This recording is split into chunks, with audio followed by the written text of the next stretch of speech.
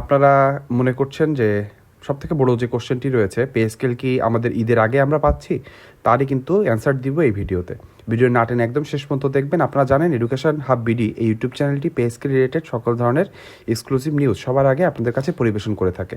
যখনই কোনো নিউজ পাই, সেটা হোক আমার একটি গোপন সূত্রের মাধ্যমে, আর না হয় যে কোনো নিউজ পোর্টালে হোক, সেটা আমি বিশ্লেষণধর্মী ভিডিও আপনাদের সামনে উপস্থাপন করে থাকি। যখনই কোনো নিউজ পাই পে স্কেল রিলেটেড, সেটা কিন্তু আপনাদের কাছে পৌঁছে দিয়ে থাকি। আমার ইউটিউব চ্যানেল সকল ভিডিও দেখলে আপনি বুঝতে পারবেন যে আমি কিন্তু কোনো জল মেশানো বা মিথ্যা নিউজ বা বানোয়াট নিউজ করি না। যেটা সত্যি নিউজ, সেটা যদি খারাপও লাগে আমাদের সরকারি চাকরিজীবীদের কাছে, সেটা আমি পরিবেশন করি। কারণ আমি জানি আমরা যারা সরকারি কর্মকর্তা কর্মচারীরা রয়েছি, তাদের কাছে পে স্কেল এখন একটি অপরিহার্য জিনিস হয়ে গিয়েছে। পে স্কেল না হলে আমরা সরকারি চাকরিজীবীরা ঋণে জর্জরিত হয়ে যাচ্ছি। এই 11 বছর ধরে আমাদের সরকারি চাকরিজীবীদের যেভাবে বঞ্চিত করা হয়েছে, সেটা পে স্কেল না আসলে কোনোভাবেই নিরসন করা সম্ভব নয়। তাই আমাদের একটাই দাবি, পে স্কেলটি দিতে হবে। তাই এখন হোক আর 10 দিন পরে হোক, এটা কিন্তু দিতে হবে। তাহলে চলুন আমরা জেনে নিই আজকের ভিডিওর পে স্কেল রিলেটেড যেগুলো আপডেট রয়েছে সেগুলো। ভিডিওর মেন অংশে আমরা চলে এসেছি। প্রথমে হলো পে স্কেল বাস্তবায়নে ঈদের পরে নতুন কর্মসূচির ডাক আসছে। ঠিকই শুনেছেন, ঈদের পরে নতুন কর্মসূচির ডাক আসছে। ঈদের পরে যদি কর্মসূচির ডাক আসে, তাহলে ঈদের আগে আমরা বুঝতে পারছি কোনোভাবে পে স্কেল কিন্তু বাস্তবায়ন হচ্ছে না। ঠিক শুনেছেন, এটা খারাপ শোনালেও এটাই সত্যি নিউজ যে ঈদের আগে কোনোভাবেই পে স্কেল বাস্তবায়ন হচ্ছে না। কারণ আমরা জানি যে অন্তর্বর্তীকালীন সরকার বাস্তবায়ন ছাড়া অন্য সকল কাজ করে গিয়েছে। তারা একটি বাস্তবায়ন কমিটি গঠন করে দিয়েছে, যাদের কার্যক্রম হবে পে স্কেলের জন্য কতটুকু অর্থ প্রয়োজন, এই অর্থ কিভাবে যোগান দেওয়া হবে, কিভাবে বাস্তবায়ন করলে সরকারি কোষাগারের উপরে চাপ কম পড়বে, দেশে মূল্যস্ফীতি চাপ বেশি বাড়বে না, এই সকল বিষয় কিন্তু তারা দেখভাল করেই এবং পরিমার্জন করেই কিন্তু নতুন একটি পে স্কেল বাস্তবায়ন করবে। আপনি বলতে পারেন যে আমাদের যে পে স্কেলের অন্তর্বর্তীকালীন সরকার গঠনকৃত যে বাংলাদেশ জাতীয় বেতন কমিশন 2025-এর যে চূড়ান্ত রিপোর্টটি রয়েছে, সেটি কি হুবহু বাস্তবায়ন হবে কি হবে না? আপনাদের জ্ঞাতার্থে জানিয়ে দিতে চাই, জাতীয় বেতন কমিশনের রিপোর্ট হুবহু বাস্তবায়ন হতেও পারে, আবার নাও হতে পারে।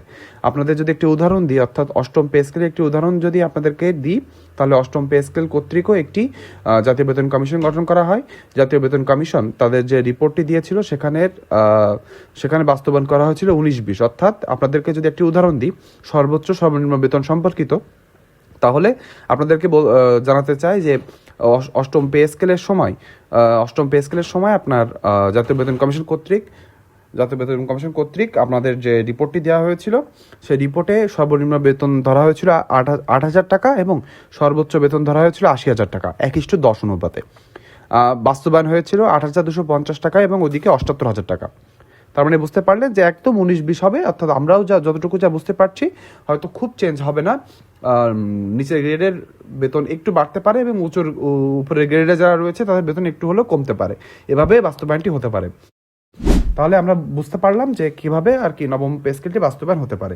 এখন আমরা জেনে নিব যে ঈদের পরে যে কর্মসূচিগুলো রয়েছে, সে কর্মসূচি কেমন হতে পারে এবং কিভাবে সেটি সরকারি চাকরিজীবীরা এগিয়ে নিয়ে যাবে এবং এটি সফল করবে।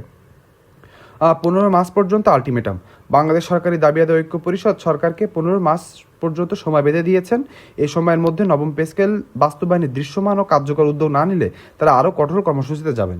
ঠিক শুনেছেন, নতুন নির্বাচিত সরকারকে বেশি চাপে না ফেলে আমরা কিন্তু 15 মার্চের পরে আলটিমেটামটি দিয়েছি। অর্থাৎ 15 মার্চ পর্যন্ত অন্তর্বর্তীকালীন সরকার রেখে দেওয়া যে চূড়ান্ত রিপোর্টটি রয়েছে এবং বাস্তবায়ন কমিটি রয়েছে, তারা কার্যক্রম কতটুকু করেছে।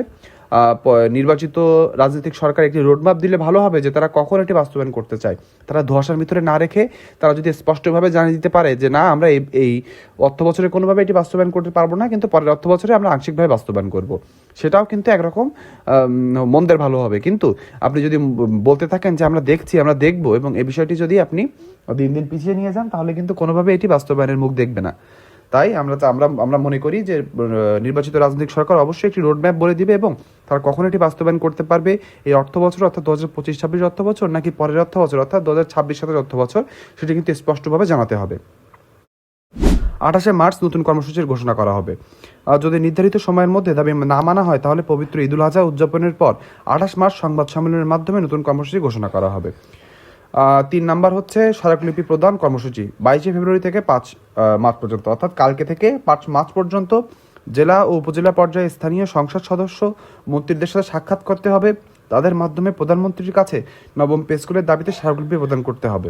একই সময় কেন্দ্রীয় নেতৃবৃন্দ মন্ত্রী পরিষদের সদস্যদের সঙ্গে সাক্ষাৎ করবেন। তার মানে এই হচ্ছে, যদি আমরা জানি 22 তারিখ থেকে 8 দিন ধরলে 22 তারিখ থেকে 6 দিন ধরে 28 তারিখ, আর ওইদিকে 5 দিন, অর্থাৎ 10 থেকে 11 দিন সময় রয়েছে। এই 11 দিনের এই সময়টুকু সব থেকে বেশি কার্যক্রম করতে হবে এবং আমাদের যে নির্বাচিত প্রতিনিধি রয়েছে, জনপ্রতিনিধি যারা বিভিন্ন স্থানীয় সংসদ, জাতীয় সংসদ নির্বাচনে নির্বাচিত হয়েছেন, তাদের কাছে স্মারকলিপি জমা দিতে হবে এবং একটি বাস্তবায়ন কমিটি গঠন করা হয়েছে, তাদের সাথে সাক্ষাৎ করে জানাতে হবে পে স্কেলের কার্যক্রম কতটুকু এগিয়েছে এবং সামনে তারা কিভাবে পে স্কেলটি বাস্তবায়ন করবে, কতটুকু সময় লাগতে পারে তার কিন্তু স্পষ্ট ধারণা তাদের কাছ থেকে নিতে হবে। আর তারপরের অপশনটি হলো রমজান মাস জুড়ে প্রতিনিধি সমাবেশ। মাহে রমজান উপলক্ষে বিভাগীয় শহরগুলোতে মাসব্যাপী প্রতিনিধি সমাবেশ ও সাংগঠনিক কার্যক্রম পরিচালিত হবে, যাতে কর্মচারীদের দাবিগুলো আরও জোরালোভাবে তুলে ধরা হয়।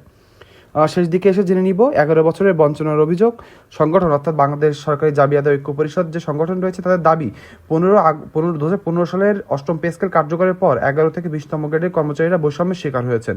গত 11 বছর ধরে তারা নতুন পে স্কেল থেকে বঞ্চিত এবং বিশেষ করে এই 11 বছর ধরে আমাদের বাংলাদেশের চরম মূল্যস্ফীতি হয়েছে, জিনিসপত্রের দাম বেড়ে গিয়েছে কিন্তু বেতন কিন্তু বাড়েনি। এই জন্য সরকারি চাকরিজীবীরা অনেক অনেক দুঃখ দুর্দশার ভিতরে রয়েছেন। তাদের 5 থেকে 6 জন যে পরিবারের সদস্য রয়েছে, তাদের দিয়ে থাকা যে কতটুকু কষ্টসাধ্য হয়ে গিয়েছে সেটি আমরাই বলতে পারবো। আমরা আশা করব অন্তর্বর্তীকালীন সরকার যে কার্যক্রমটা রেখে গিয়েছে, অর্থাৎ বাস্তবায়নের কার্যক্রম যেটি রেখে গিয়েছে নির্বাচিত সরকার, সেটি অবশ্যই বাস্তবায়ন করবে। আমাদের যে অর্থমন্ত্রী অর্থাৎ আমির খসরু মাহমুদ চৌধুরী, তিনি কিন্তু বলেছেন যে পে স্কেলের যে চূড়ান্ত রিপোর্টটি রয়েছে তারা সেটা দেখাশোনা করবে এবং কতটুকু কিভাবে বাস্তবায়ন করলে সরকারের উপর চাপ কম পড়বে এবং পুরো দেশের উপরে মূল্যস্ফীতি বাড়বে না, সেদিকে তারা খেয়াল রাখছেন এবং সেভাবে বাস্তবায়নের দিকে তারা আগাচ্ছেন। 2019 সাল থেকে আন্দোলন। 2019 সাল থেকে বৈষম্যহীন নবম পে স্কেল বাস্তবায়নের দাবিতে আবেদন নিবেদন ও শান্তিপূর্ণ কর্মসূচি পালন করে আসছে সংগঠনটি। তৎকালীন ও অন্তর্বর্তীকালীন সরকার বারবার আহ্বান জানানো হলেও অগ্রগতি হয়নি। 8ম পে স্কেল রিপোর্ট জমা। 2025 সালে 8ম পে স্কেল গঠন করা হয়, তার ইতিমধ্যে সরকারের কাছে রিপোর্ট জমা দিয়েছে। এটা নবম পে স্কেল হবে, অর্থাৎ 2015 সালে নবম পে স্কেলের জন্য কমিশন গঠন করা হয় এবং তাদের রিপোর্ট কিন্তু এখন আমাদের অন্তর্বর্তীকালীন সরকারের যে সাবেক প্রধান উপদেষ্টা ছিলেন ডক্টর মোহাম্মদ ইউনূস স্যারের কাছে এটি জমা দেওয়া হয়েছে। দ্রব্যমূল্যের ঊর্ধ্বগতিতে চাপে সরকারি কর্মচারীরা। সংগঠনের বক্তব্য অনুযায়ী দ্রব্যমূল্যের লাগামহীন ঊর্ধ্বগতির কারণে 6 সদস্যের পরিবারের ব্যয়ভার বহন করা অনেক কর্মচারীর পক্ষে কঠিন হয়ে পড়েছে। তাই দ্রুত বৈষম্যহীন নবম পে স্কেল বাস্তবায়নের দাবি জানানো হয়েছে।